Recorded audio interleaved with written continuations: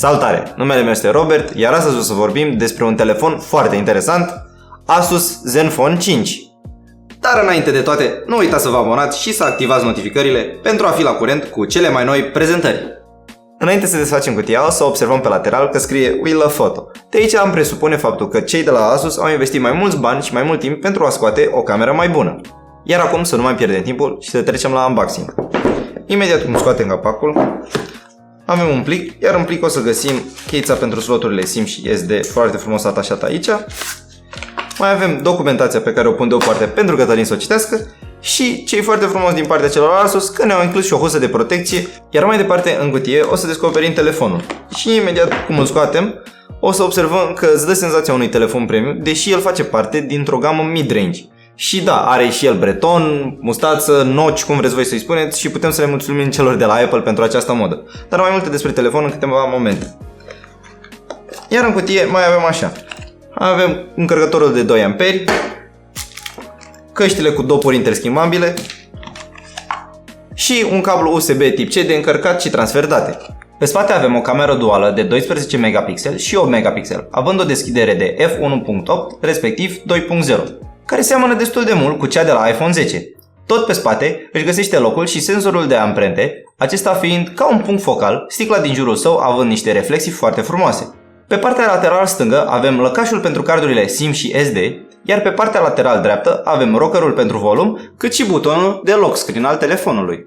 Iar în partea de jos avem portul USB tip C, difuzorul, cât și un jack audio foarte frumos că încă se păstrează acest jack.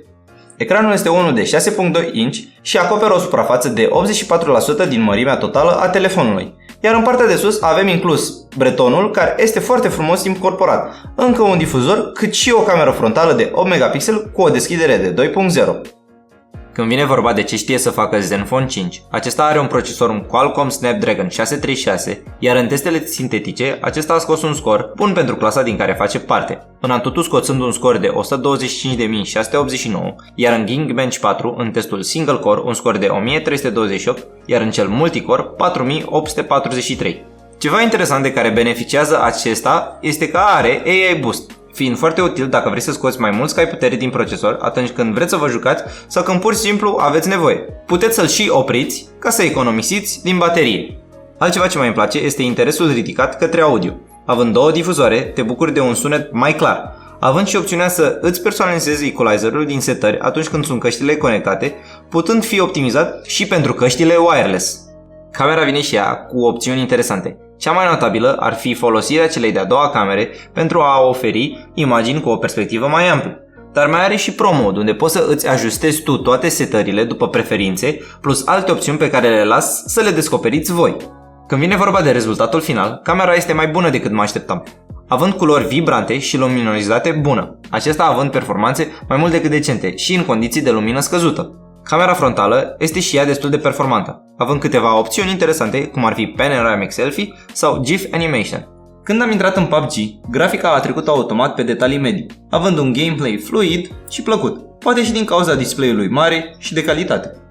Ca și alternative în jurul acestui preț, mai avem Huawei P10, de care Gino este foarte mulțumit, am telefonul lui chiar aici, l-a întreținut și foarte bine, ce este drept, dar din ce mi-a zis scoate un scor foarte bun în Antutu și chiar i-a plăcut în perioada asta telefonul, având în vedere că atunci când l-am luat era și un flagship. Iar o altă alternativă ar mai fi Xiaomi Mi 6 cu rezultate mai bune în Antutu și cu un preț mai accesibil. În concluzie, Asus a cam ieșit din conul de umbră în care se afla acum câțiva ani de zile. A început să facă telefoane din ce în ce mai bune, spre exemplu telefonul pe care l-am eu în față acum, Asus Zenfone 5, și eu unul chiar sunt nerăbdător pentru Zenfone 5Z.